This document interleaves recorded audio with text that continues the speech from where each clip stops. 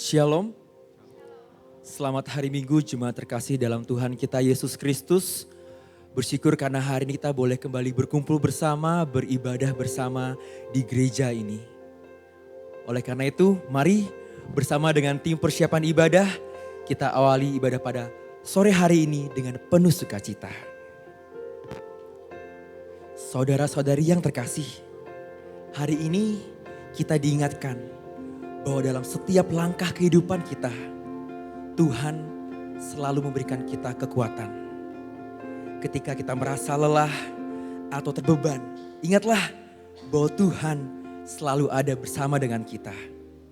Menguatkan dan memberi semangat untuk terus berjalan dalam kehendak-Nya. Mari kita nyanyikan dengan penuh keyakinan bahwa dalam segala hal Tuhan adalah sumber kekuatan kita yang tak pernah habis.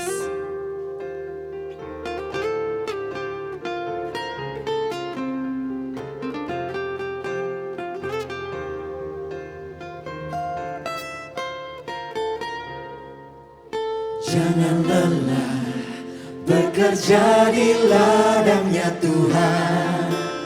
Roh Kudus yang beri kekuatan, yang mengajar dan menopang. Tiada lelah bekerja bersamamu Tuhan, yang selalu mencukupkan akan segalanya. Ratakan tanah bergelombang, timbunlah tanah yang berlubang, menjadi siap dibangun di atas dasar iman. Ratakan tanah bergelombang, timbunlah tanah yang berlubang, menjadi siap dibangun di atas dasar iman. Mari kita pujikan lagu ini dengan penuh semangat, meyakini bahwa Tuhan yang memampukan kita untuk terus melayani dengan sukacita dan kekuatan dari Roh Kudus. Kita pujikan, jangan lelah. Jangan lelah bekerja di ladangnya Tuhan. Roh Kudus, Roh Kudus yang beri kekuatan, yang mengajar dan menopang. Tiada lelah bekerja bersamamu Tuhan, yang selalu mencukupkan akan segalanya. Ratakan tanah bergelombang, timbunlah tanah yang berubah, menjadi siap dibangun di atas dasar iman. Ratakan tanah bergelombang, timbunlah tanah yang berlubang, menjadi siap dibangun di atas dasar iman. Ratakan tanah bergelombang, timbunlah tanah yang berubah, menjadi siap dibangun di atas dasar iman. Ratakan tanah bergelombang, timbunlah tanah yang berubah, menjadi siap dibangun di atas dasar iman.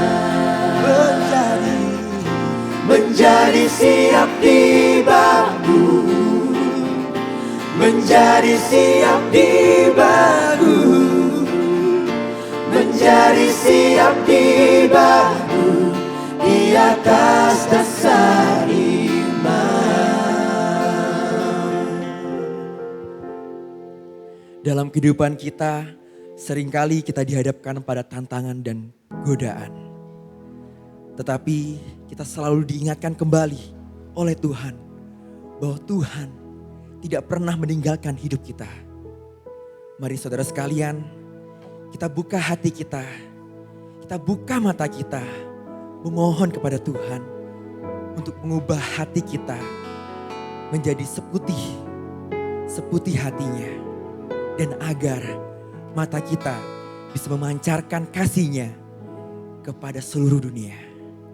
Mari kita pujikan, jadi seperti-Mu.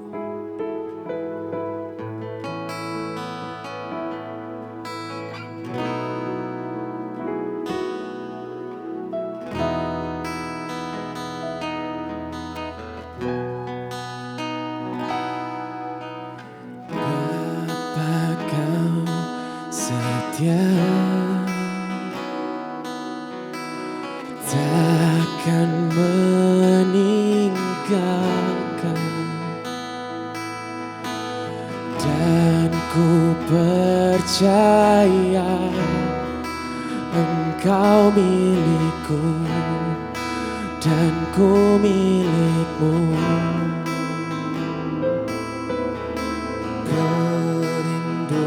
Kerinduanku rindukan namamu, karena ku tahu Engkau dalamku dan ku dalammu. Ubah hatiku seputih hatimu, setulus salibmu, kasih-Mu Tuhan. Biar mataku seperti mata-Mu, pancarkan kasih-Mu. Ku mau jadi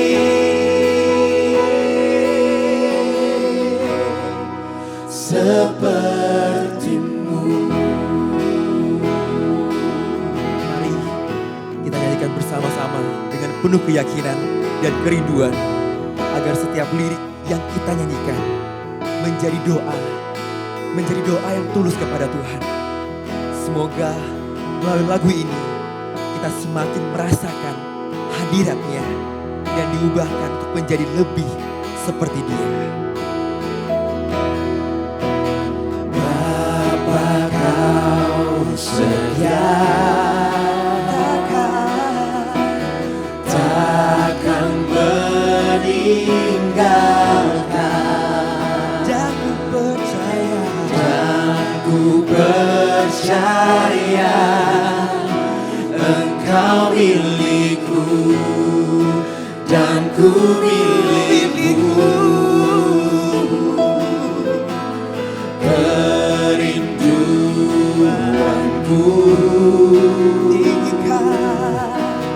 tinggikan namamu, karena ku tahu Engkau dalamku dan ku dalammu. Ubah hatiku seputih hatimu,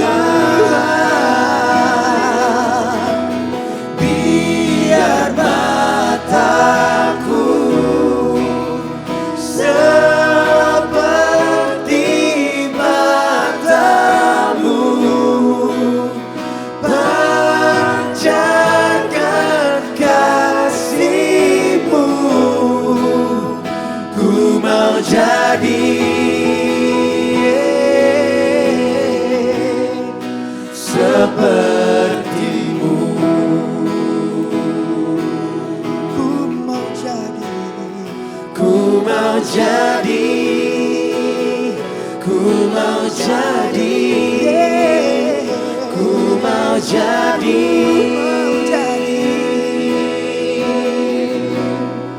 sepertimu.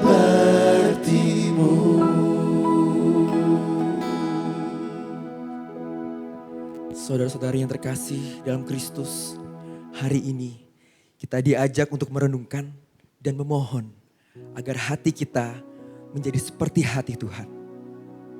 Dalam kehidupan sehari-hari, seringkali kita menemukan jiwa-jiwa yang terhilang, hati yang terluka, dan mereka yang lelah. Tuhan memanggil kita untuk menjadi tangan dan kakinya untuk memulihkan dan mengasihi mereka. Mari kita pujikan dengan sepenuh hati, seperti hatimu Tuhan.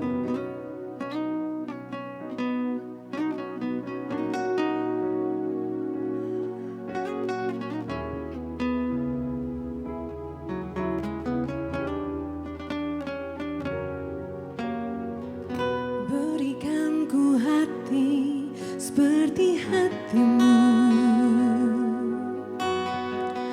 hati yang mengasihi jiwa yang terhilang. Berikan ku mata seperti matamu, memandang jiwa yang dalam gelap. Ku mau berada dalam rencananya dan melakukan perbuatannya yang besar. Memulihkan hati yang terluka, menjadi rumah bagi mereka yang lelah, membagi hidup dan milik kita bersama. Jadikan hatiku seperti hatimu, Bapa. Mari kita pujikan lagu ini dengan penuh kerendahan hati, memohon agar Tuhan mengubahkan hati kita menjadi lebih seperti hatinya, hati yang penuh kasih dan pengertian. Biarlah lagu ini menjadi komitmen kita untuk selalu berada dalam rencananya dan melakukan perbuatan-perbuatan besar bagi nama Tuhan.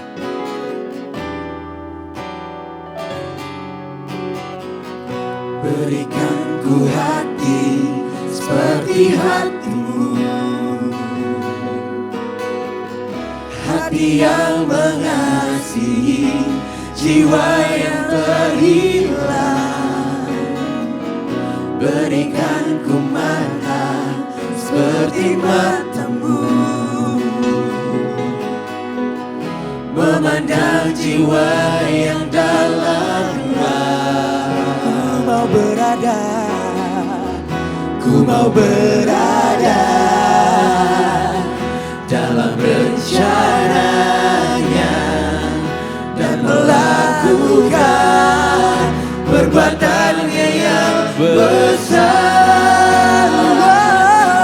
Memulihkan hati yang terluka, menjadi rumah bagi mereka yang lelah, membagi hidup dan milik kita bersama. Jadikan hatiku seperti hatimu, Bapa. Memulihkan hati yang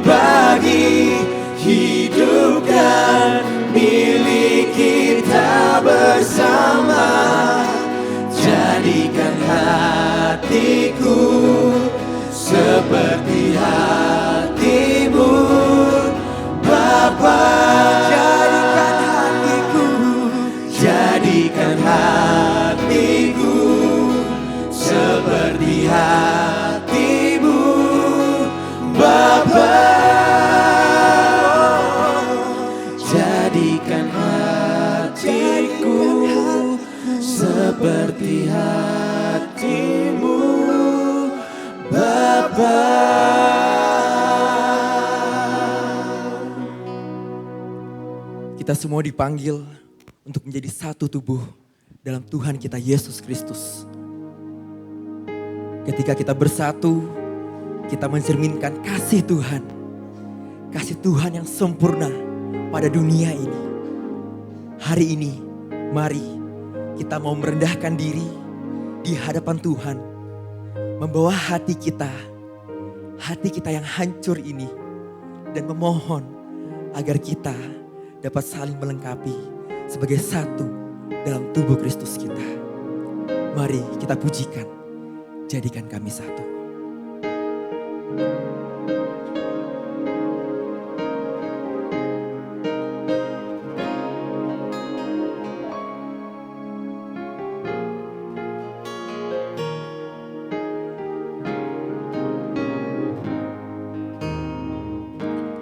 Kami rendahkan diri di hadapan-Mu,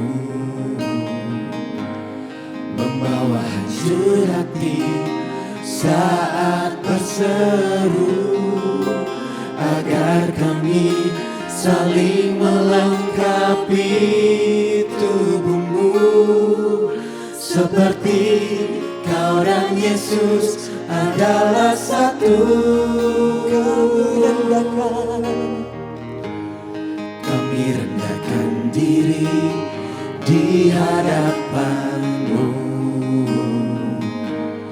membawa hancur hati saat berseru, agar kami saling melengkapi tubuh-Mu, seperti Kau dan Yesus adalah satu. Jadikan kami satu, seperti kerinduan-Mu, agar dunia tahu bukti nyata dari kasih-Mu. Sebelum kami pergi memberitakan kasih-Mu, mulailah dari kami lebih dulu. Jadikan kami satu. Mari kita nyanyikan lagu ini dengan kerendahan hati dan kerinduan yang mendalam.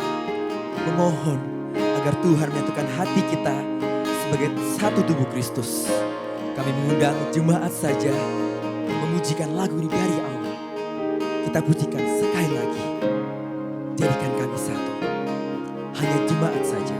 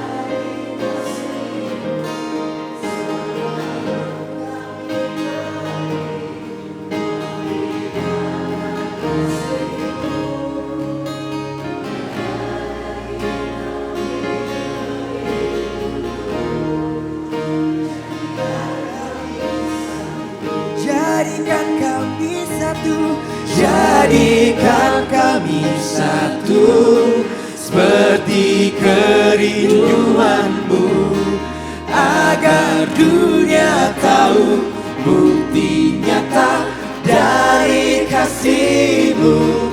Sebelum kami pergi memberitakan kasih-Mu, mulailah dari kami lebih dulu. Jadikan kami satu.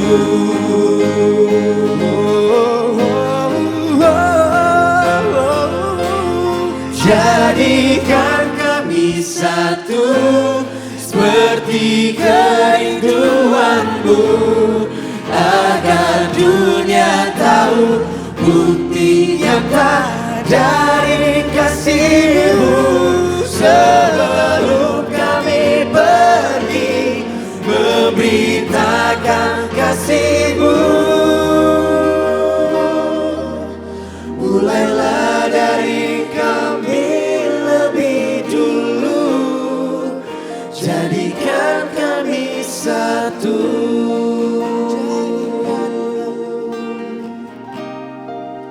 Jadikan kami satu.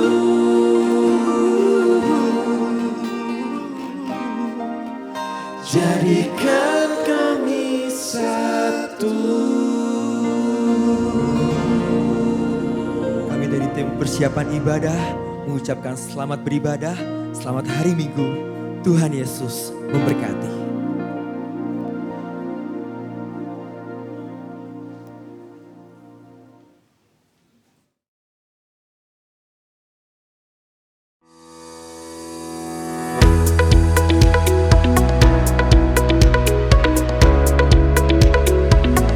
Shalom Jemaat terkasih, berikut kami sampaikan sejumlah Warta GKI Bromo edisi Minggu 28 Juli 2024.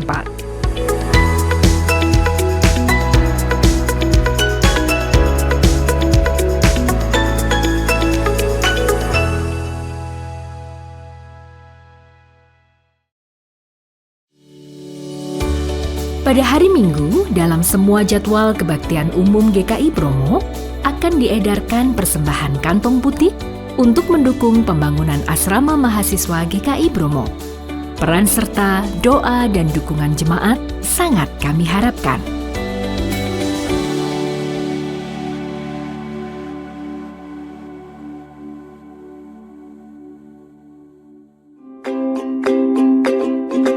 Sakramen baptis anak akan dilaksanakan dalam kebaktian umum GKI Bromo pada hari Minggu 8 September 2024 pukul 10 dilayani oleh Pendeta Immanuel Gunawan Prasidi.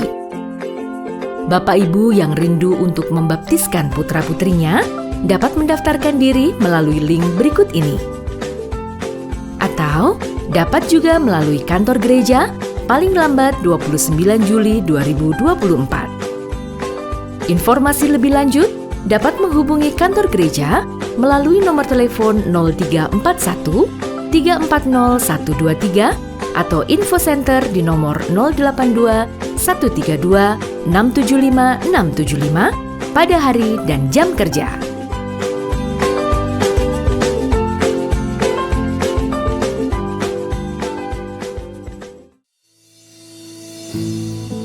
Sebagai bentuk rasa syukur atas pemeliharaan Tuhan, marilah membantu saudara-saudara kita dengan mengisi kekosongan darah di PMI Kota Malang. Jemaat yang berusia di bawah 60 tahun diundang dalam aksi donor darah pada hari Minggu 4 Agustus 2024 pukul 9 sampai 12 bertempat di Ruang Kalvari, lantai 2 Gedung Baru GKI Bromo. Bagi jemaat yang ingin mengambil bagian, diharapkan sarapan terlebih dahulu.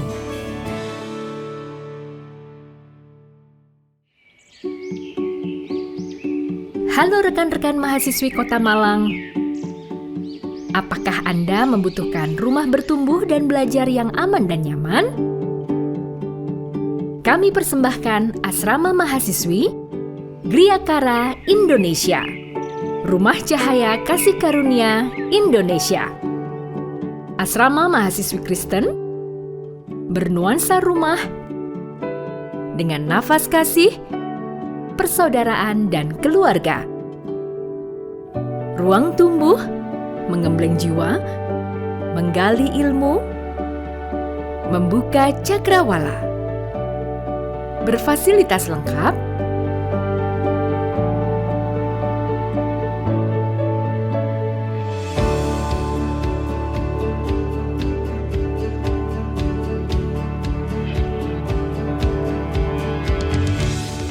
menghadirkan privasi dan ruang bersosialisasi. Tersedia ruang tamu, ruang belajar, Wi-Fi dan CCTV, area publik yang bersih dan asri, didampingi oleh ibu asrama yang bertanggung jawab dan penuh dedikasi. Dilengkapi dengan aneka program pembinaan spiritual, bimbingan akademis dan non-akademis. Diasuh oleh Ibu Lydia Yuliana Indriati, SSI dan tim. Griyakara Indonesia siap hadir dan menemani Anda menjadi cahaya kasih karunia. Anda berminat dan memerlukan informasi lebih lanjut? Silahkan hubungi Griyakara Indonesia Jalan Langsep Barat 43 Malang atau menghubungi nomor 0822 4550 3370 dengan kontak person Ibu Lydia Yuliana Indriati atau Ibu Vina Ardianti. Griyakara Indonesia, Rumah Cahaya Kasih Karunia Indonesia.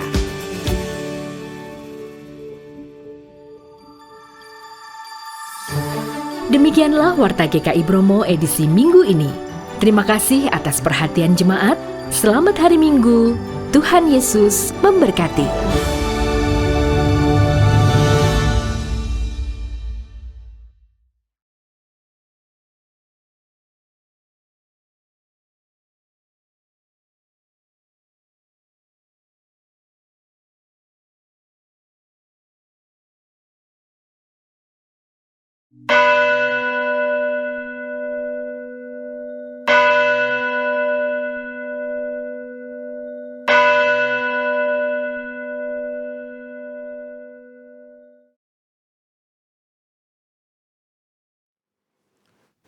Shalom.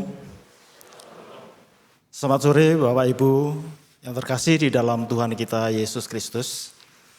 Atas nama Majelis GKI Bromo mengucapkan selamat datang di GKI Bromo. Selamat mengikuti ibadah pada hari ini, sore hari Minggu tanggal 28 Juli tahun 2024. Ibadah pada sore hari ini akan dipimpin oleh Bapak Pendeta Yoses Reson Suwekno dari GKI Sidoarjo dengan tema solidaritas yang menular. Sebelum ibadah kita mulai, mari kita mengambil waktu hening sejenak untuk mempersiapkan hati dan pikiran kita.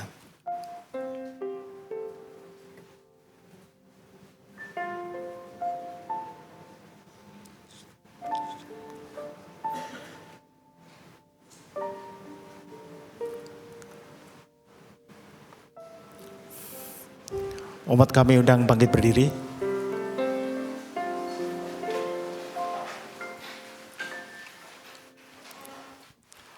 Umat Tuhan, puji dan syukur kita naikkan kepada Allah Sang Maha Kasih atas segala kebaikan dan kemurahan yang dilimpahkan kepada kita. Cinta dan kasih Tuhan merangkul dan mengumpulkan kita dalam persekutuan saat ini.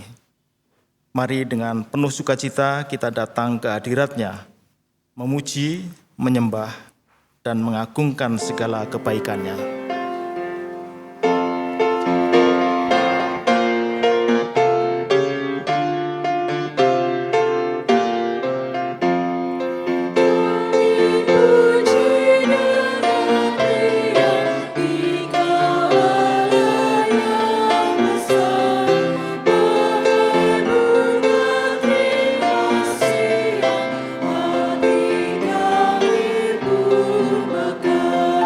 Kabul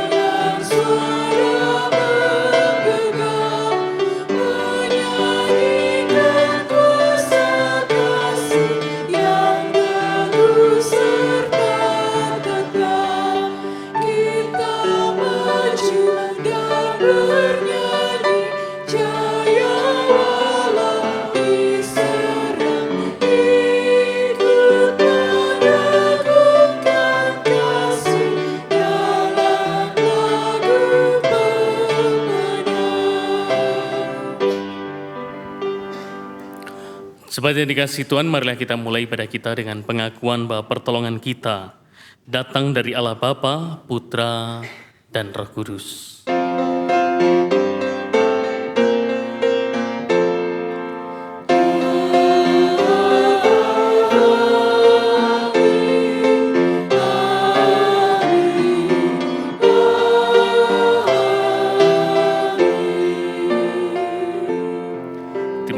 Salam kasih karunia dan damai sejahtera dari Allah Bapa kita dan dari Tuhan Yesus Kristus menyertai saudara. Dan beserta saudara juga. Shalom Bapak Ibu. Kita bersyukur oleh karena kemurahan Tuhan boleh menuntun langkah kita sampai di rumahnya. Mungkin bagi saudara yang baru pertama kali melihat saya, perkenalkan nama saya Yoses, saya dari GKI Sidoarjo. Mungkin di antara saudara ada yang dari Sidoarjo, salam kenal. Dan saya membawa salam juga dari Jemaat GKI Sidoarjo untuk Jemaat GKI Bromo. Apabila saudara bertemu saya di jalan, di pasar, di mal, sapalah saya. Siapa tahu saya berbaik hati mentraktir Bapak Ibu Saudara. Atau mungkin saudara-saudara berbaik hati mentraktir saya. Nah, saudara, sungguh sebuah perjumpaan yang indah, boleh kita rayakan bersama, dan firman Tuhan mendasari ibadah kita akan saya baca dari Matius pasal 5 ayat yang ke-16. Demikianlah hendaknya terangmu bercahaya di depan orang, supaya mereka melihat perbuatanmu yang baik dan memuliakan Bapamu di sorga. Nah, biarlah ini menjadi dasar untuk kita menemukan rahmat Tuhan setiap hari. Karena siapa yang bercahaya, maka sekitarnya pun akan mendapatkan terang itu. Kita angkat satu pujian, Yesus menginginkan daku.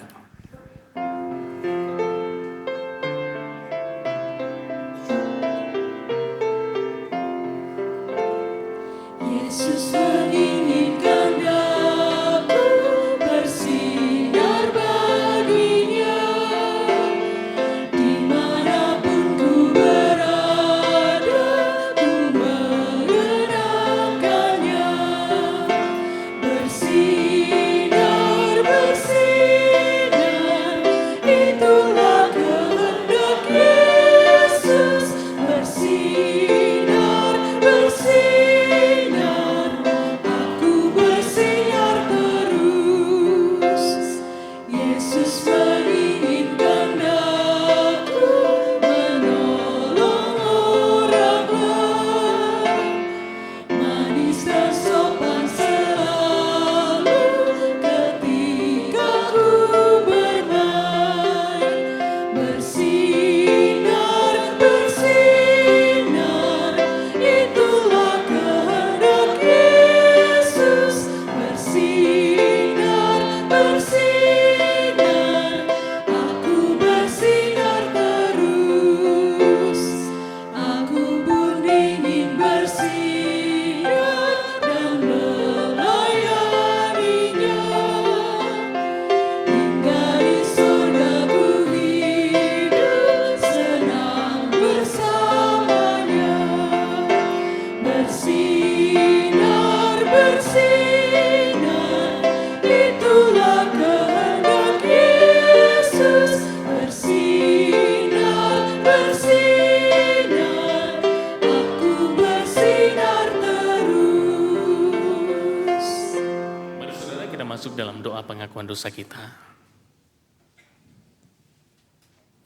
Ya Bapa di sorga, sore kami menjadi indah dan bermakna.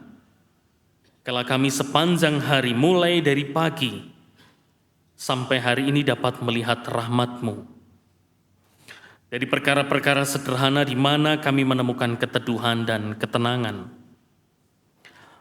Maka ibadah kami menjadi pekerjaan yang indah untuk kami kerjakan.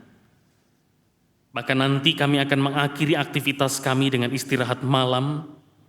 Maka ketenangan pikiran dan batin menyempurnakan kami memeluk rahmat-Mu sepanjang hari, hingga sampai pada akhirnya kami menikmati indahnya firman-Mu sore hari ini. Namun tidak semua dari kami dapat menikmati sore kami dengan indah dan memukau. Bahkan mungkin sepanjang hari ini kami dihantui rasa kemarahan-kemarahan. Entah karena macet, entah karena lapar, entah karena kami terlibat percekcokan. Atau mungkin kami panas hati karena kami tersindir, terejek atau terhina dari sikap orang yang harusnya membela kami tapi justru merendahkan kami. Atau banyak agenda-agenda kami yang harusnya dapat kami kerjakan, tapi rasa malas, capek, letih, dan beban yang begitu berat menekan kami begitu dahsyat. Sampai-sampai kami pun merasa tak punya daya dan tak tahu bagaimana kami harus mengurangi dan melepaskan beban-beban ini. Ya Tuhan, biarlah kami menyambut rahmat-Mu sore hari ini. Hari-hari kami menjadi berat karena mungkin kami ditolak, direndahkan, dipermalukan, bahkan kami tidak menemukan kawan, keluarga, sahabat yang selalu bersedia mendengarkan cerita hati kami. Tapi ketika kami menghampiri-Mu, kami tak perlu khawatir, karena Engkau Allah yang tak pernah menolak kami. Engkau Allah yang memandang kami dengan indah. Engkau tak pernah memandang rendah kami. Engkau mengasihi, bahkan mencintai kami jauh lebih kuat dan dahsyat daripada siapapun yang kami kenal. Maka buatlah kami tegar dan tabah untuk kami datang kepadamu, sekalipun kami berdosa. Tapi Engkau selalu punya cara untuk mengindahkan kami. Kami berterima kasih untuk hal itu. Kami bersyukur untuk cinta-Mu yang lembut, meneduhkan pikiran hati kami, batin kami untuk menyambut rahmat-Mu sore hari ini. Kami percaya iman kami akan bertumbuh, pengharapan kami makin besar, dan kami dapat terus menyatakan kasih-Mu dimanapun kami berada.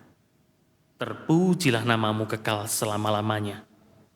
Di dalam Kristus kami berdoa. Amin.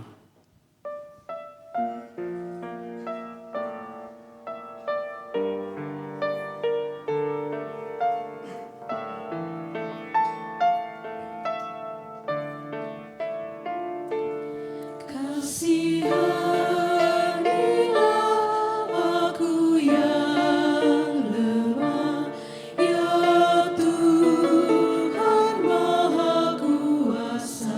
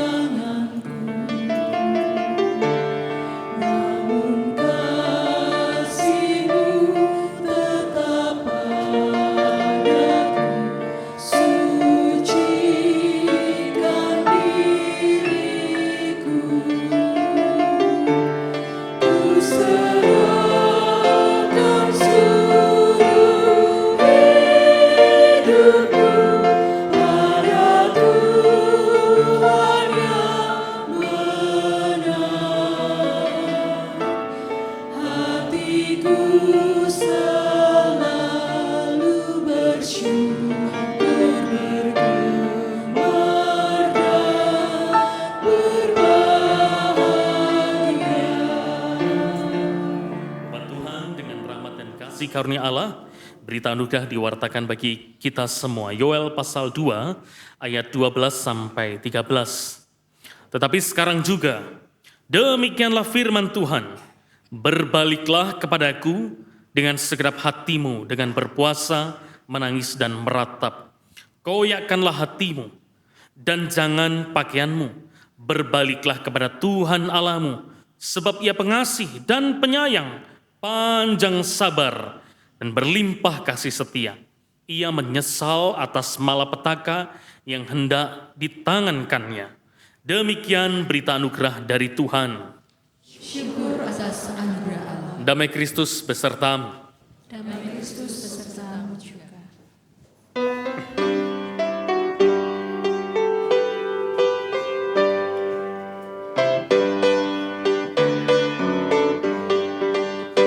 Perubahan besar di kehidupanku sejak Yesus di hatiku.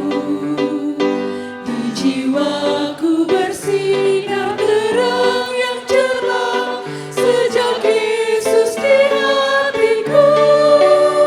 Sejak Yesus di hatiku. Sejak Yesus di hatiku. Jiwaku bergemar bagai ombak besar. Sejak Yesus di hatiku. Aku tobat kembali ke jalan benar. Sejak Yesus di hatiku. Dan dosaku dihapus, jiwaku segar. Sejak Yesus di hatiku. Sejak Yesus di hatiku. Sejak Yesus di hatiku. Jiwaku bergemar bagai ombak besar. Sejak Yesus di hatiku.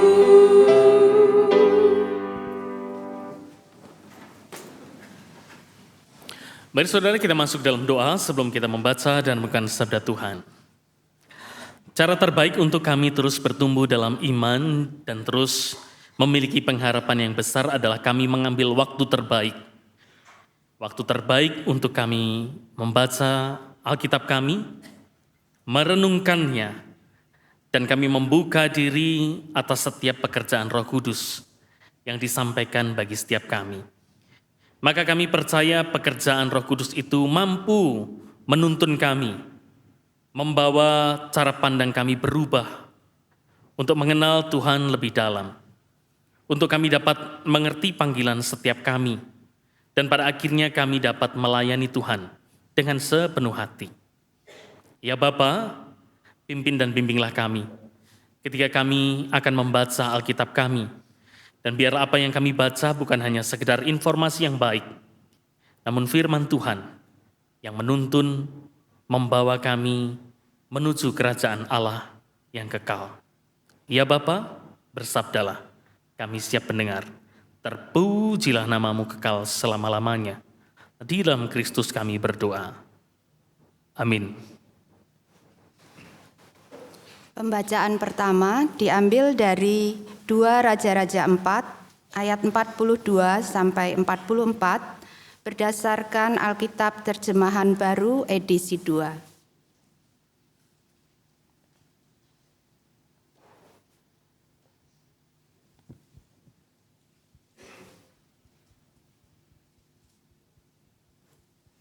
Dua Raja-Raja 4 ayat 42 sampai 44. Ada seseorang dari Baal Salisa datang membawakan abdi Allah roti buah sulung, yaitu 20 roti jelai serta gandum baru dalam sebuah kantong. Lalu berkatalah Elisa, "Berikanlah itu kepada orang-orang ini supaya mereka makan." Tetapi pelayannya itu berkata, "Bagaimana aku dapat menghidangkan ini di hadapan 100 orang?" Jawabnya, "Berikanlah kepada orang-orang itu supaya mereka makan. Sebab beginilah firman Tuhan, orang akan makan dan masih ada sisanya. Ia lalu menghidangkannya bagi mereka. Mereka makan dan masih ada sisanya sesuai dengan firman Tuhan. Demikianlah sabda Tuhan. Syukur kepada Allah.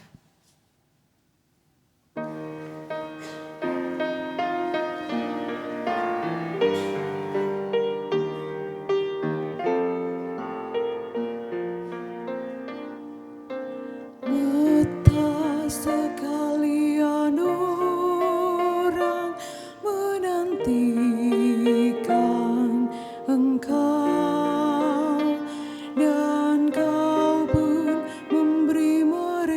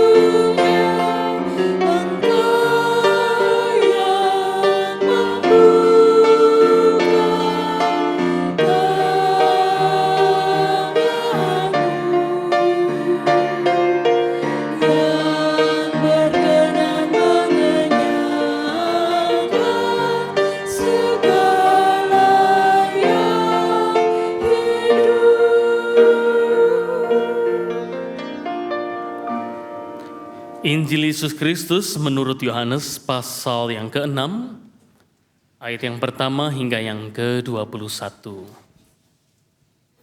Injil Yesus Kristus menurut kesaksian Yohanes pasal 6 ayat yang pertama hingga yang ke-21. Demikian yang tertulis di sana. Sesudah itu Yesus berangkat ke seberang danau Galilea, yaitu danau Tiberias. Orang banyak berbondong-bondong mengikuti dia karena mereka melihat mukjizat-mukjizat yang diadakannya terhadap orang-orang sakit. Lalu Yesus naik ke atas gunung dan duduk di situ dengan murid-muridnya. Paskah, hari raya orang Yahudi, sudah dekat. Ketika Yesus memandang sekelilingnya dan melihat bahwa orang banyak berbondong-bondong datang kepadanya, berkatalah ia kepada Filipus, "Di manakah kita dapat membeli roti supaya mereka dapat makan?" Hal itu dikatakannya untuk mencobai dia, sebab ia sendiri tahu apa yang hendak dilakukannya.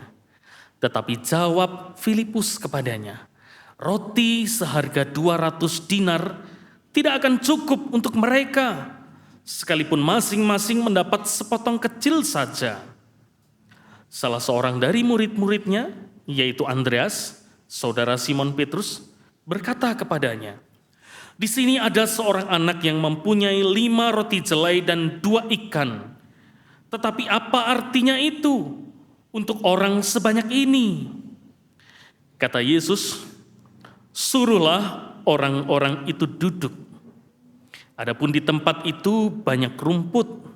Duduklah orang-orang itu, kira-kira 5.000 laki-laki banyaknya. Lalu Yesus mengambil roti itu, mengucap syukur, dan membagi-bagikannya kepada mereka yang duduk di situ. Demikian juga dilakukannya dengan ikan-ikan itu, sebanyak yang mereka kehendaki. Setelah mereka kenyang, ia berkata kepada murid-muridnya, "Kumpulkanlah potongan-potongan yang tersisa, supaya tidak ada yang terbuang." Mereka pun mengumpulkannya dan mengisi 12 bakul penuh dengan potongan-potongan dari kelima roti jelai yang tersisa setelah orang makan. Ketika orang-orang itu melihat tanda mukjizat yang telah diperbuatnya, mereka berkata, "Dia ini benar-benar nabi yang akan datang ke dalam dunia." Karena Yesus tahu bahwa mereka hendak datang dan hendak membawa dia dengan paksa untuk menjadikan dia raja, ia menyingkir lagi ke gunung seorang diri. Ketika hari mulai malam, murid-murid Yesus pergi ke danau, lalu naik ke perahu dan menyeberang ke Kapernaum.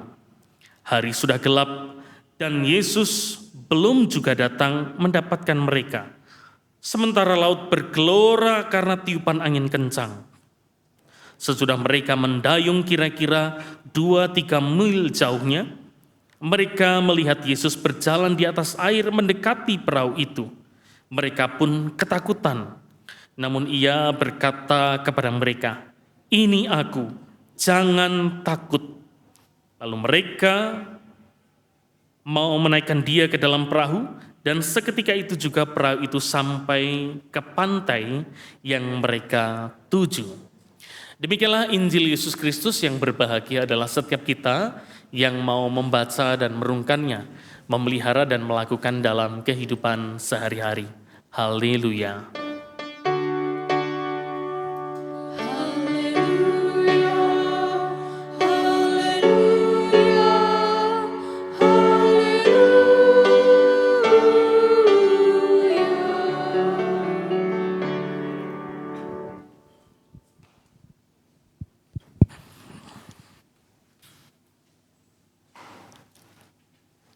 Nah saudara, kitab suci mencatat banyak sekali karya-karya Allah kepada manusia.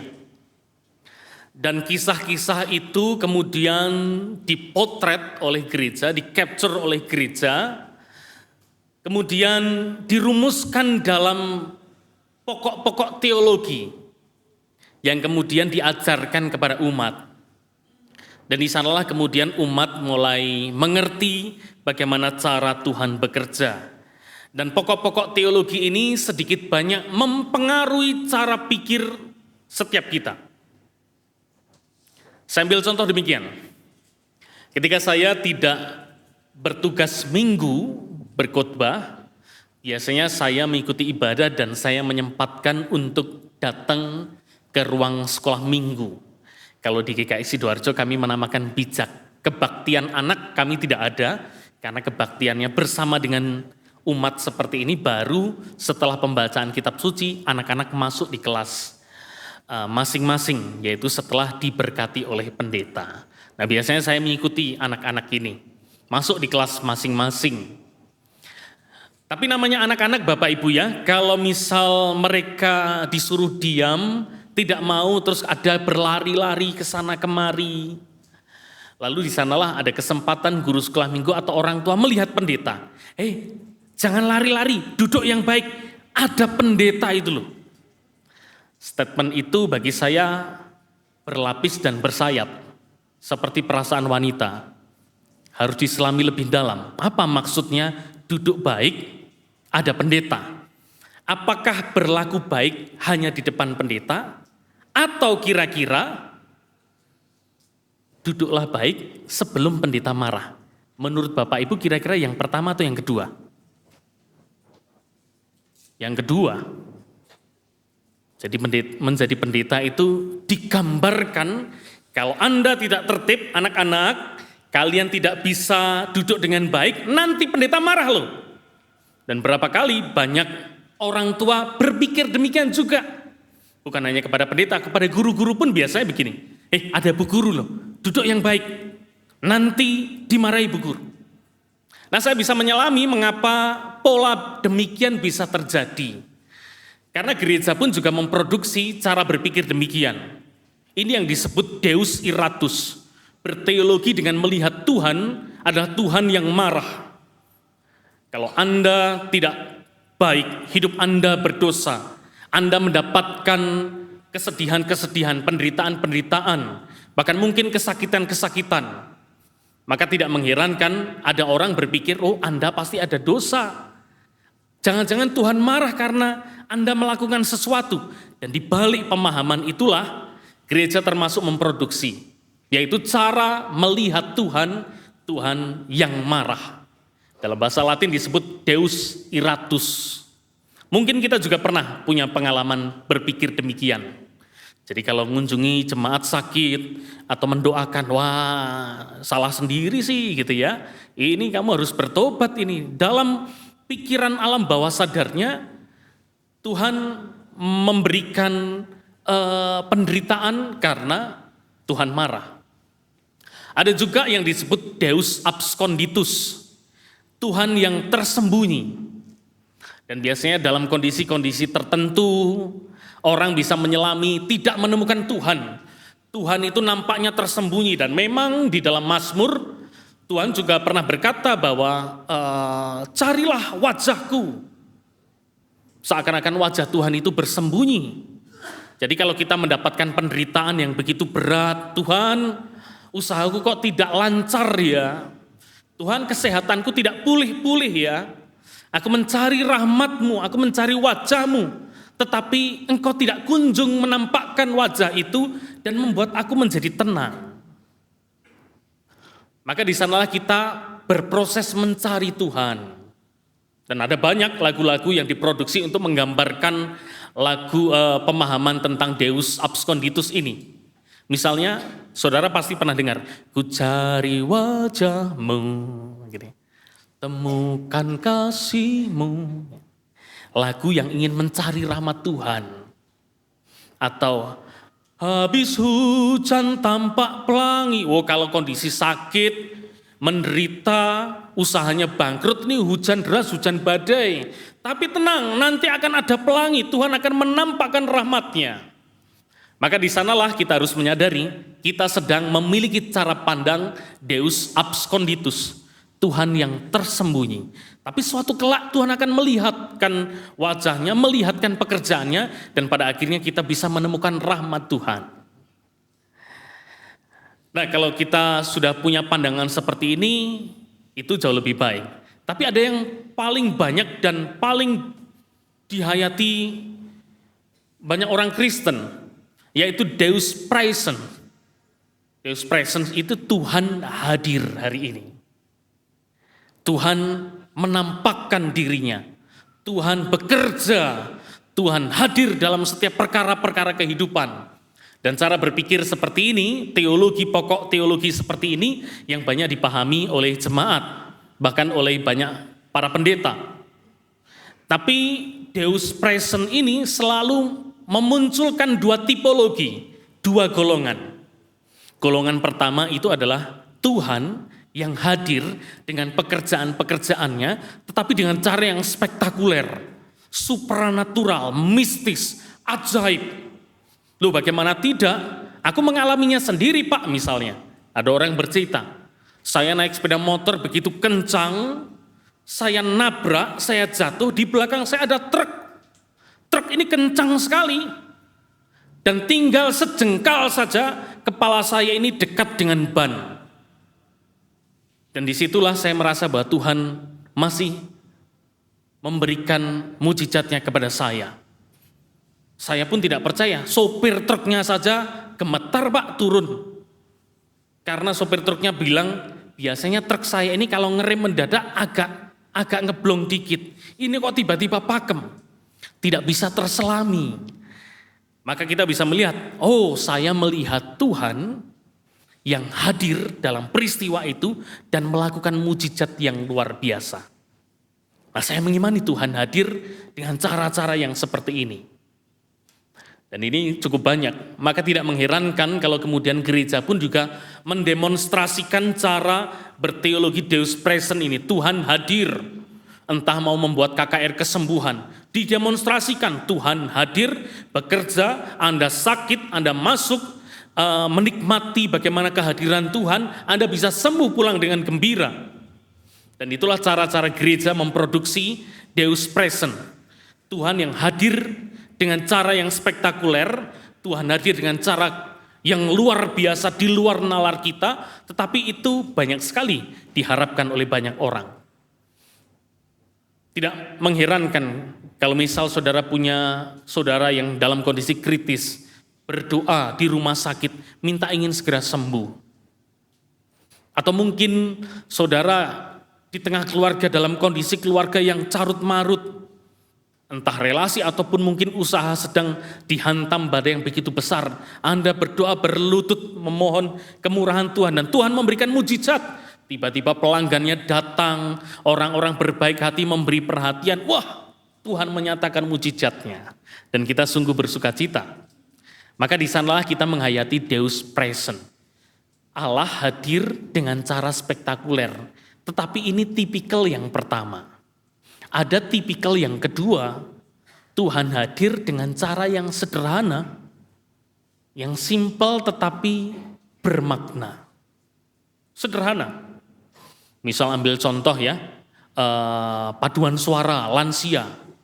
Saudara kalau lihat paduan suara lansia, itu kan luar biasa. Lansia itu kalau ke gereja tidak pernah terlambat, percaya deh, pasti datang duluan. Saya juga yakin yang di sini sudah lansia tadi datangnya duluan. Betul ya? Wah, lansia itu kalau soal waktu, apalagi didikan orang-orang lama, bicara soal waktu itu sangat disiplin. Beda dengan yang muda-muda gitu ya. Kurang 5 menit, santai, masih warta gitu ya. Baru berita anugerah gitu ya. Masih santai gitu, berbeda dengan lansia. Bayangkan kalau lansia paduan suara, saudara. Lansia paduan suara itu paling gelisah cuma 2 hal. Pertama, lagu neopo, sekalipun dilatih hari ini besok lupa, gitu ya. Yang kedua, seragami opo. Biasanya seperti itu. Dan bayangkan kalau tiba-tiba salah satu oma mau tampil paduan suara, seragamnya sudah disiapkan dari sejak malam, tiba-tiba kancingnya putus, cetak. Pasti gelisah. Berdoa begitu sangat, Tuhan tolong, apakah engkau akan mempermalukan hambamu? Gitu ya. Hamba ini sudah berlatih dengan teman-teman komisi lansia, komisi senior. Ingin melayani engkau tapi kancingnya putus ya Tuhan gitu ya. Terus begitu amin tiba-tiba lihat jarum sama benang tepat di sebelahnya. Puji Tuhan. Nah gitu. Orang bisa melihat hal-hal sederhana tetapi bisa melihat pekerjaan Tuhan. Nah, Deus Present ini bisa spektakuler, tapi bisa yang sederhana. Dan kalau kita punya cara pandang Deus Present ini, mari kita lihat bacaan kita di Injil Yohanes. Bagaimana kita bisa mendekati teks kita hari ini dengan pendekatan Deus Present, kalau model tipikal yang pertama. Oh ya saudara, khotbah saya hari ini agak panjang, jadi saudara persiapkan diri ya. Kalau saudara ngantuk tidur silahkan, boleh. Saudara kalau tidur nggak apa-apa, silahkan. Asalkan jangan ngorok dan ngelindur begitu saja. Nggak apa-apa. Saya kalau khotbah di mana-mana dan khotbah saya panjang, saya pasti akan menyampaikan hal ini. Saudara kalau ngantuk tidur silahkan, boleh. Mungkin pendeta lain jangan tidur gitu ya, saya boleh. Mengapa? Karena ada landasan teologisnya. Kalau enggak percaya. Saudara tahu ya Raja Salomo? Tahu? Salomo kan pernah ditawari oleh Allah. Engkau meminta kerajaan, kekuasaan, umur panjang, aku akan berikan kepadamu. Mintalah apa yang kamu minta. Tapi Salomo kemudian berkata, Tuhan, aku hanya minta hati yang dapat menimbang perkara kita. Orang Kristen menerjemahkan itu apa? Kebijaksanaan. Kalau saudara baca di surat di 2 Raja-Raja, pada ayat berikutnya saudara akan membaca, maka terbangunlah Salomo di bait Allah. Berarti Salomo dalam kondisi tertidur.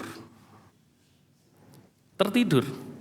Jadi kalau tertidur nggak apa-apa, siapa tahu Anda tertidur bangun langsung bijaksana seperti Salomo.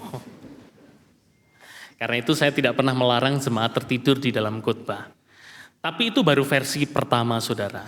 Ada versi yang kedua. Saudara tahu Paulus ya?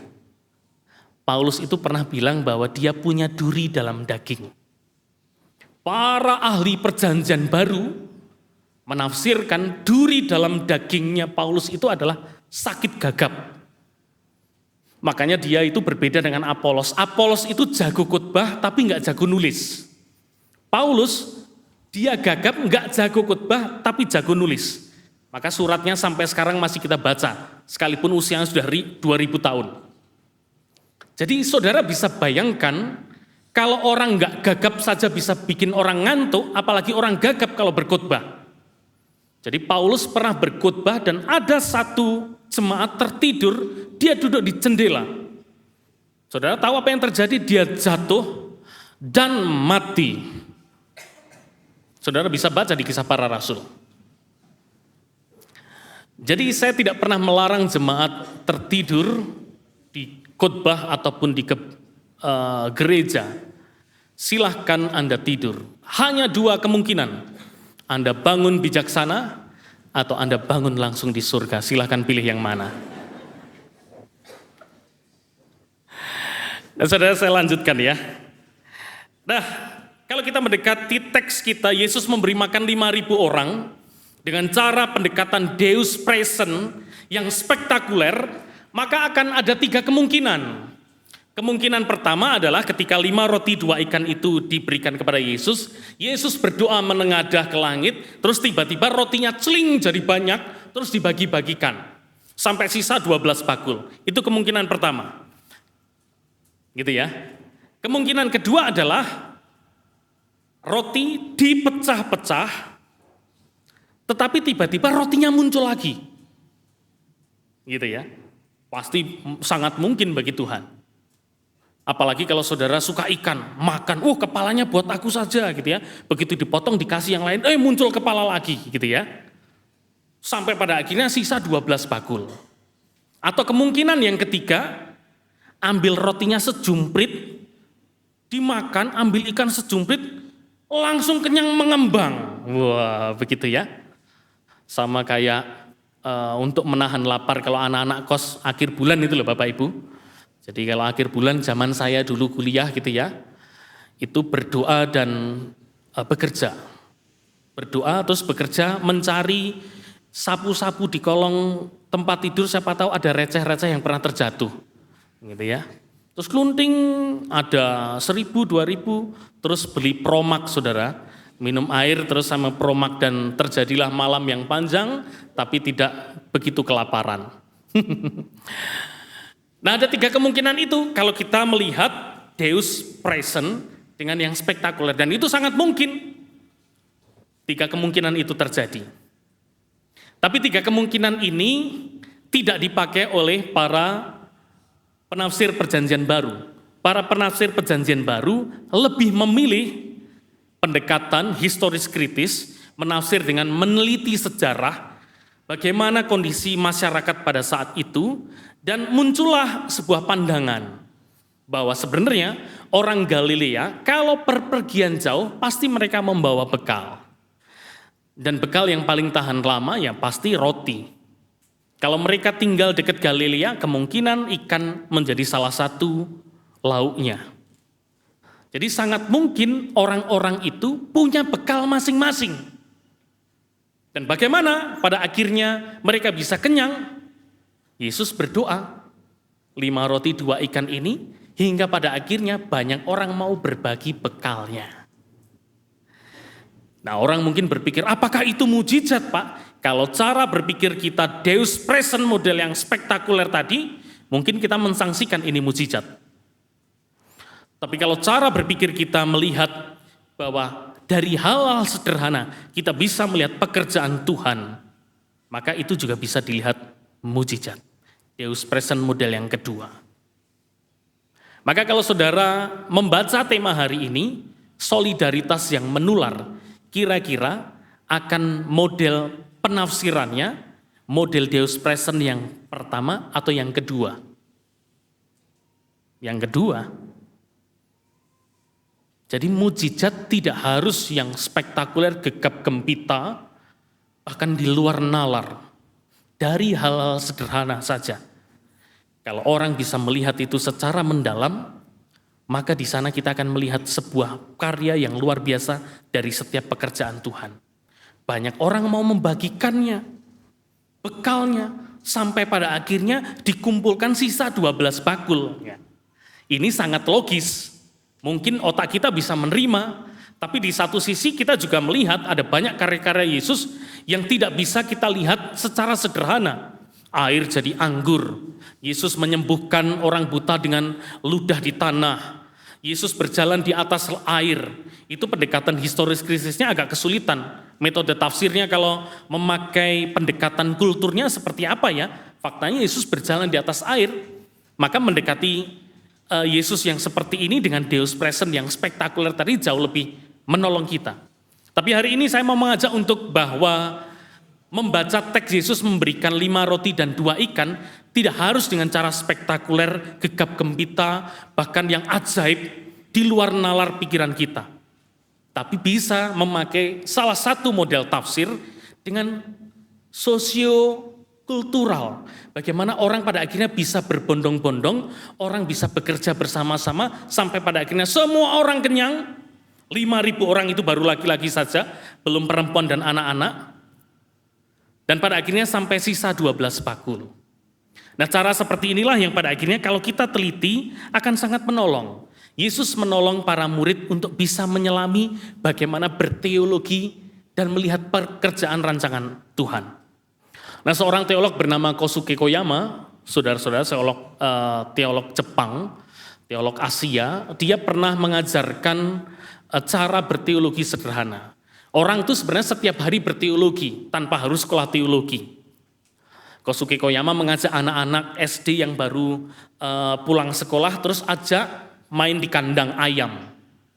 Terus kemudian Kosuke Koyama bilang kepada anak-anak coba perhatikan ayam ini. Perhatikan dengan sejenak ya, jangan rame ya. Terus coba renungkan apa hubungannya ayam dengan Tuhan. Disitulah anak-anak ini mencoba untuk berpikir dan menjelajah apa ya hubungannya ayam dengan Tuhan, gitu ya. Dan setelah waktunya selesai, terus ada anak yang merespon, wah Pak, Saya senang. Saya bersyukur Tuhan menciptakan ayam karena ayam bisa bertelur. Kebetulan papaku penjual telur dan karena telurnya bisa dijual maka bisa untung, maka aku bisa hidup. Aku bersyukur Tuhan menciptakan ayam. Itu anak yang pertama. Anak yang kedua kemudian berargumen lain. Waduh, saya melihat Pak ya, kalau ayam-ayam ini sangat sehat. Pasti dia dipelihara dengan baik oleh pemilik ayam tersebut. Peternaknya pasti akan memberi makanan terbaiknya sampai pada akhirnya dia sehat-sehat dan bisa bertelur. Saya bisa melihat hubungan manusia yang memelihara hewan ini dengan sangat baik. Itu anak yang kedua. Dia melihat ayam dengan cara yang berbeda. Anak yang ketiga tidak kalah menarik. Wah, saya bersyukur Pak bisa melihat ayam. Dari sinilah saya bisa menikmati enaknya ayam goreng. Itu baru ayam ya, belum babi Bapak Ibu. Saya mau bilang apa? Bahwa ayam hanya akan sekedar ayam kalau kita hanya lihat biasa-biasa saja. Tapi ayam, kalau Anda mencari yang jauh lebih dalam, Anda melihat sesuatu yang lebih dari ayam, dan Anda mencoba untuk merangkainya dengan apa yang menjadi pekerjaan Tuhan, Anda akan mendapatkan sudut pandang yang berbeda. Itulah cara sederhana membangun sebuah teologi. Maka menuntun para murid untuk mengerti pekerjaan Tuhan bukanlah perkara mudah bagi Yesus. Dan Yesus kemudian mencobai para murid-muridnya. Apakah ada makanan untuk membeli dan memberi makan mereka? Filipus merespon, 200 dinar tidak akan cukup Tuhan. Bahkan makan sedikit saja tidak akan cukup. Tidak sampai di situ, Andreas, saudara Simon Petrus bilang, di sini ada anak punya 5 roti jelai dan 2 ikan. Tapi apalah artinya ya? Jelas gak ada artinya. Bagi Andreas dan Filipus, 200 dinar saja tidak bermakna, apalagi 5 roti 2 ikan. Tapi menariknya adalah Yesus mau mengajak para muridnya bukan melihat dari apa yang dilihat para murid dengan segala kelebihan, tetapi melihat paling sederhana, mana 5 roti dan 2 ikan itu. Dan Tuhan menuntun para murid untuk bisa menyelami apa makna 5 roti dan 2 ikan ini. Dan kita tahu, di sana pada akhirnya mujizat terjadi. 5.000 orang kenyang, sisa 12 bakul. Bagaimana pada akhirnya Tuhan mengajak untuk melihat roti dan ikan ini. Dari yang kecil ini ternyata bisa membuat kenyang banyak orang. Apapun caranya, mau menafsirkan dengan cara spektakuler tadi, roti muncul roti, atau tiba-tiba diberkati muncul banyak, atau kita pakai metode yang sekarang kita hayati bersama dalam tema hari ini, banyak orang kemudian mau berbagi. Bayangkan anak kecil saja mau berbagi, apalagi orang dewasa, harusnya malu. 4 Injil, Bapak Ibu, Matius, Markus, Lukas, Yohanes, itu mencatat semua kisah ini. Jadi semuanya mencatat kisah memberi makan 5.000 orang. Tapi hanya 1 Injil Yohanes saja yang memunculkan, yang membawa 5 roti 2 ikan ini seorang anak. Mengapa? Di sini ada teologinya Yohanes yang diselipkan dalam peristiwa mujizat itu. Yaitu apa? Teologi Yohanes itu sangat kuat, di mana Allah yang disebut Bapa dan Yesus sebagai anak itu sangat kuat berkelindan.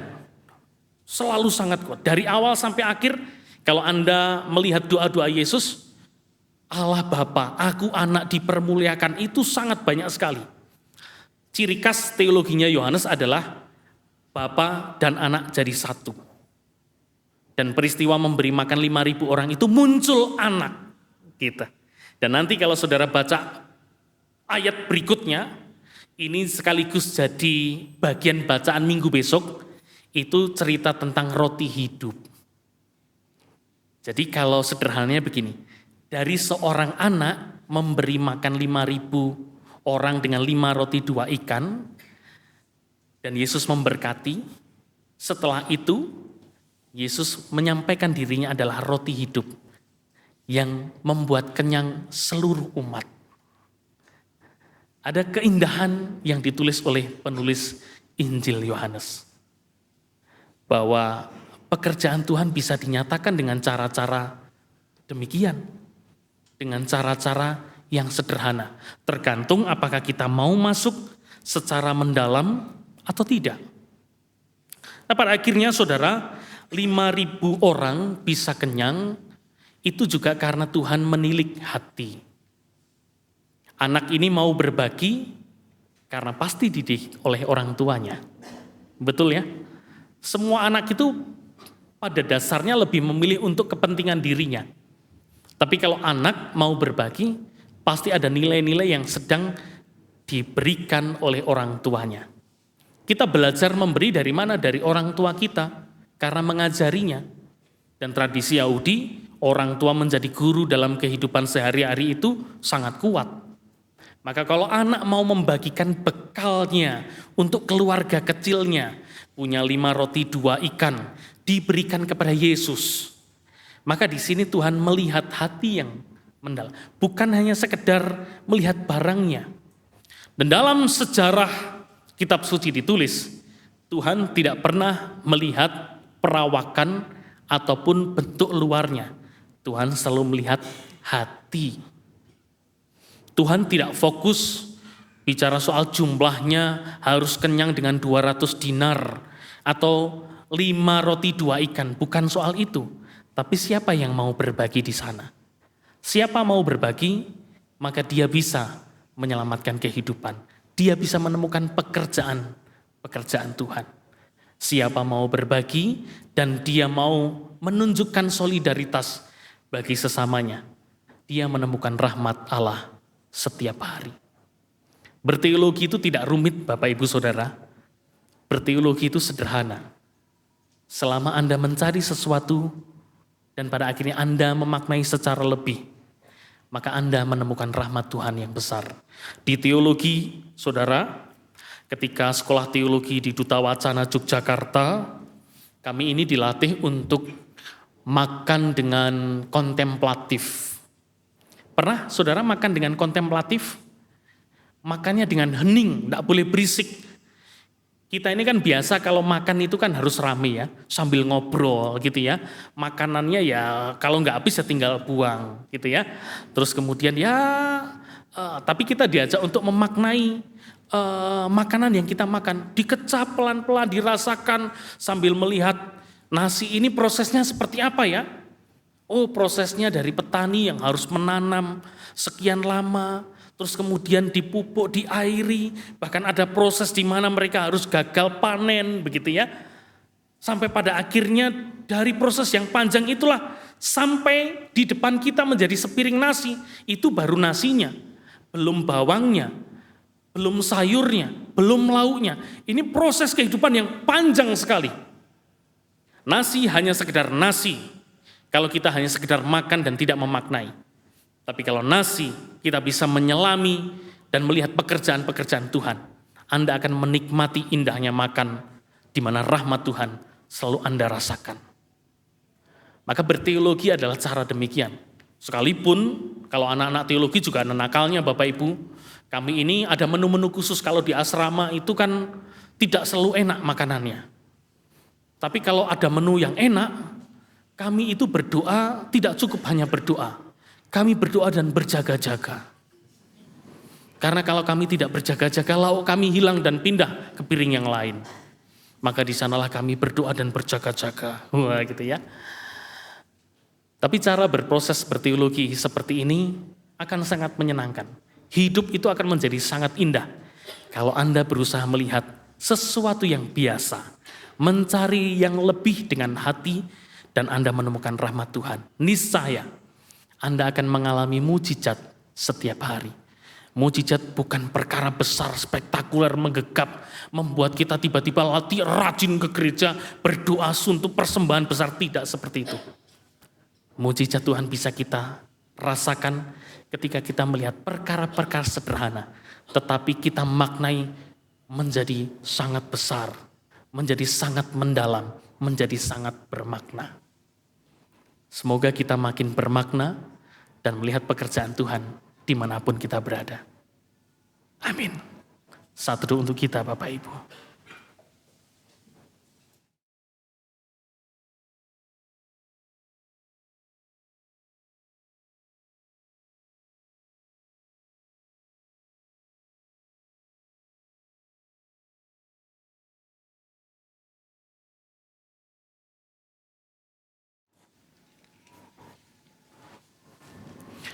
Vokal Gop Pileo, lagu untuk sahabat.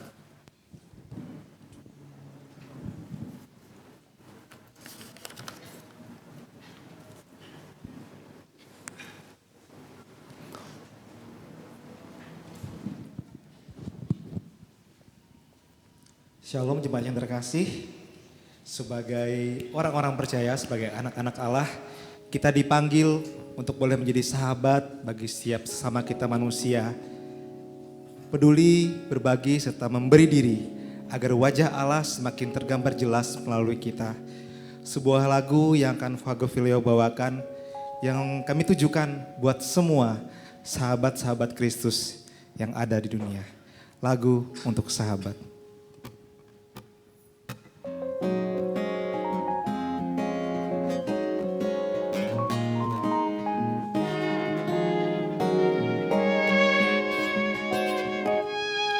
Sahabat, percayakah kamu Tuhan pertemukan kita di dunia bukan kebetulan semata. Sebuah rancangan mulia Dia tetapkan atas kita, bertemu dalam cinta dan mendewasa bersama. Seperti Bapa mengutus anaknya ke dalam dunia, Dia utusku ke dalam hidupku untuk menjadi sahabatmu.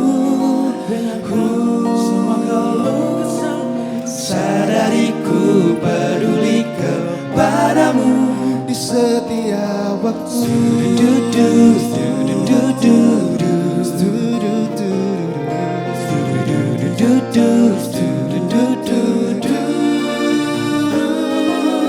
Sahabat, tahukah dirimu Tuhan merindukan masa muda kita dilalui dengan bermakna. Dia mau lewat kita, kasih-Nya semakin nyata dalam tawa bahagia dan tetesan air mata. Seperti Bapa mengutus anaknya ke dalam dunia, Dia utusku ke dalam hidupmu untuk menjadi sahabatmu. Dengarkan semua keluh kesahmu, sadariku peduli kepadamu di setiap waktu. Saat langkahmu lesu, pundaku selalu tersedia untuk menopangmu. Hembuslah sendu terpilu, jangan lepaskan genggamanku.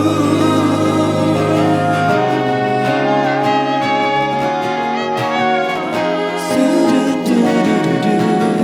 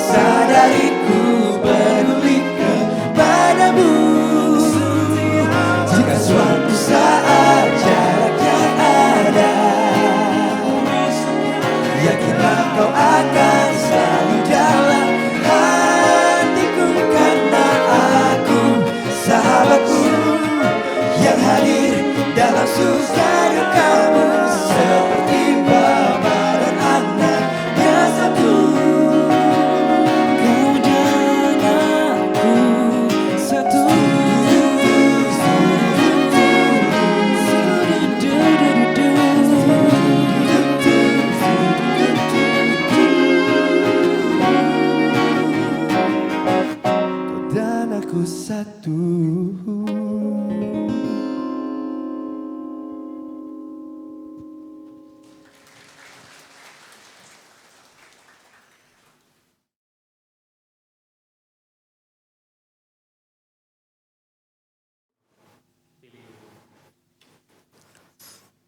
Umat Tuhan, kami undang bangkit berdiri.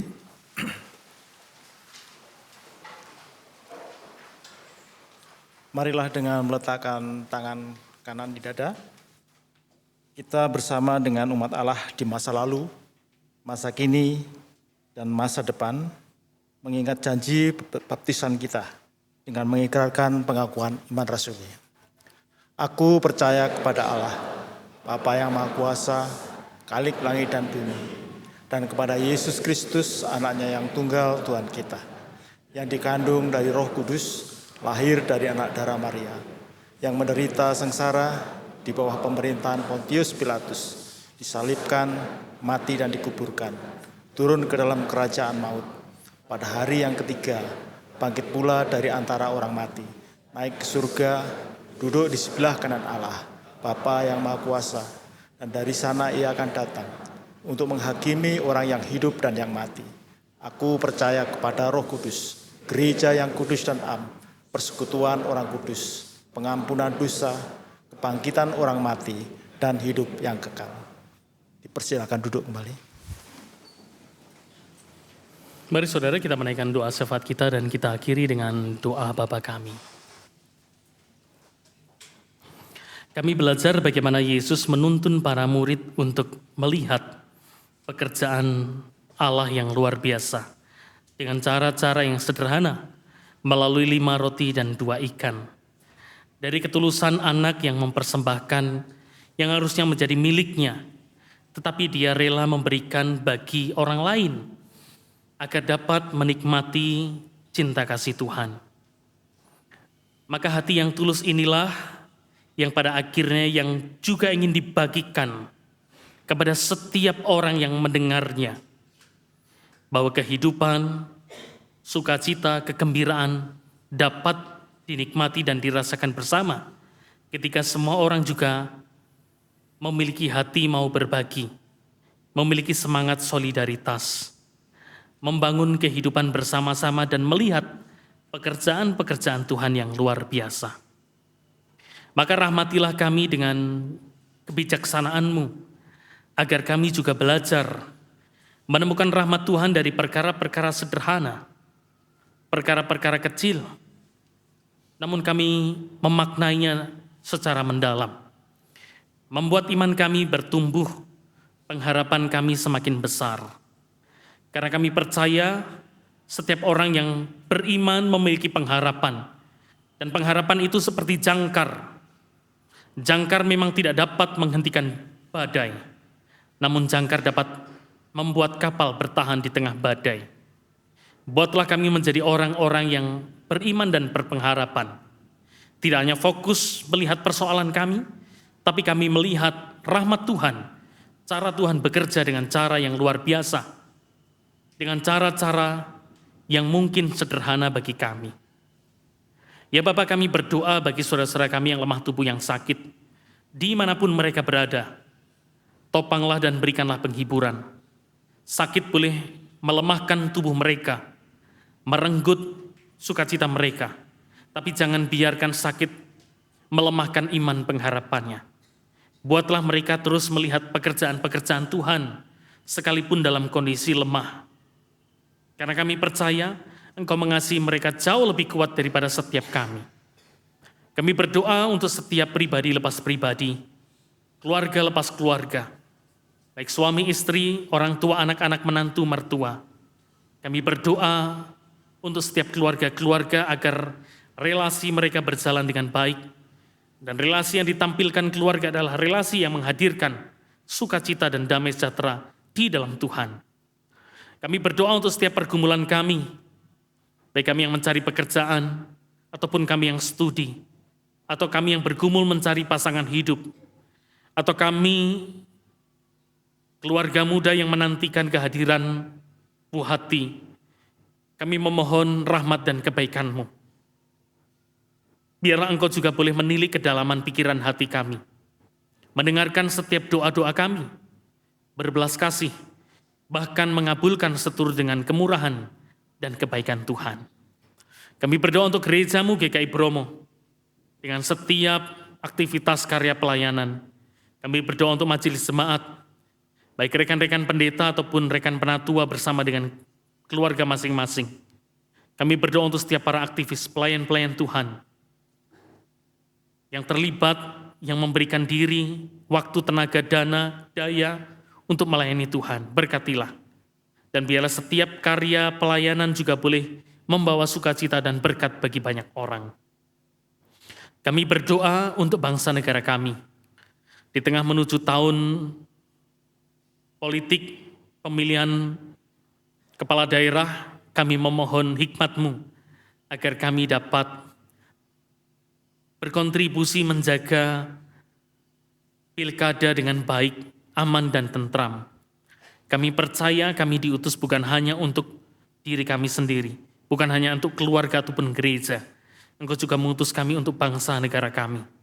Maka biarlah kami bekerja, kami mengusahakan yang terbaik untuk kehidupan bangsa negara kami. Pimpinlah, dan kami percaya Engkau tidak meninggalkan bangsa ini. Kami berdoa untuk perdamaian dunia. Kami berdoa untuk setiap para korban peperangan, korban kemanusiaan, korban bencana alam. Engkau hadir di tengah setiap penderitaan mereka. Engkau hadir dalam ratap tangis mereka.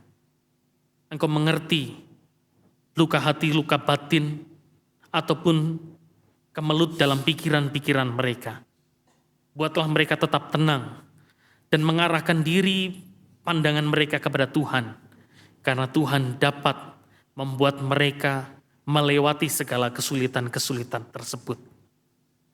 Maka ya Bapa, biarlah kami terus bertumbuh dalam iman, hingga pada akhirnya kami menjalani hari-hari kami, menikmati rahmat Tuhan. Dan biarlah nanti kami juga boleh melanjutkan ziarah iman kami dengan tugas panggilan kami masing-masing. Ya Bapa, inilah seluruh doa kami yang kami naikkan di dalam nama Tuhan kami Yesus Kristus yang sudah mengajarkan kami berdoa demikian.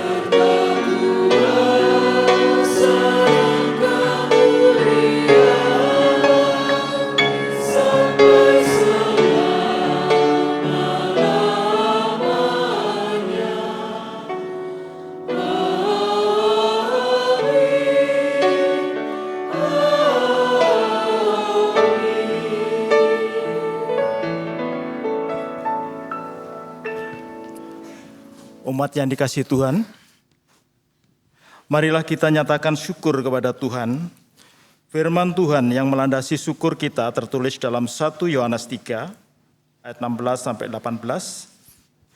Dengan inilah kita mengenal kasih, yaitu bahwa Kristus telah menyerahkan nyawanya untuk kita.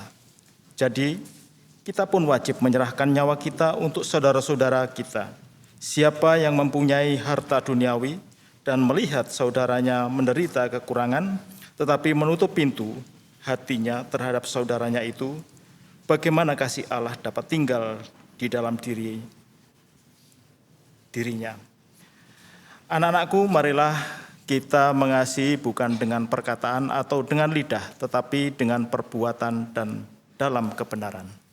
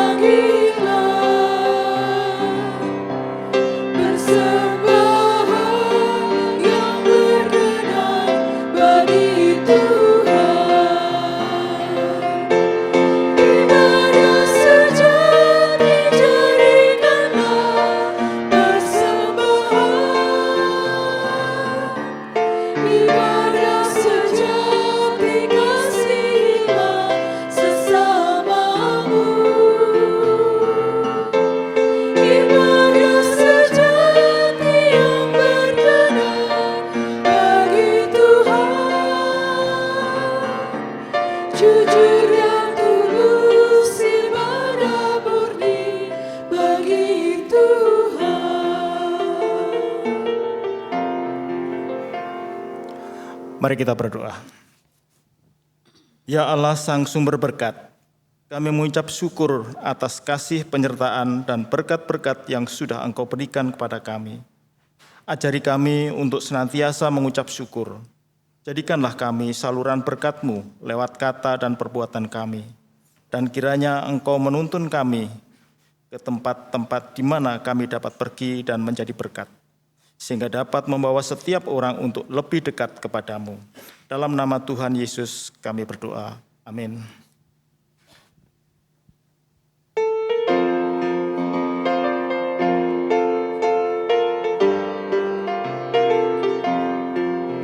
Berkumandang suara dari seberang, kirimlah cahayamu. Banyak jiwa dalam dosa mengeram, kirimlah cahayamu. Kirimlah pelita Injili, menyertai yang terlelap. Kirimlah pelita Injili, menyertai yang terlelap. Kita telah dengar cerita dari jauh, kirimlah cahayamu. Bantuanmu berikan, janganlah jemu, kirimlah cahayamu. Kirimlah pelita Injili, menyertai yang terlelap. Kirimlah pelita Injili, menyertai yang terlelap. Jangan kita tinggal diam mendengar, kirimlah cahayamu. Injil Tuhan haruslah kita sebar, kirimlah cahayamu. Kirimlah pelita Injili, menyertai yang terlelap. Kirimlah pelita Injili, menyertai yang terlelap. Jemaat yang dikasihi Tuhan, pulanglah dan arahkanlah hatimu kepada Tuhan. Jadilah saksi Kristus. Terpujilah Tuhan. Kini terimalah berkat-Nya. Kiranya Bapa Surgawi merahmatimu dengan tenaga yang kau peroleh dari makanan dan minuman yang menyehatkan, tidur yang cukup, dan kegembiraan kecil tiap hari. Kiranya Kristus menemani ziarahmu bersama para kekasih, dan kiranya Roh Kudus memampukanmu untuk menghidupi cinta kasih bagi diri sendiri dan sesama, hingga Allah Tritunggal merengkuhmu kelak dalam persekutuan cintanya yang kekal, sekarang dan selama-lamanya. Amin.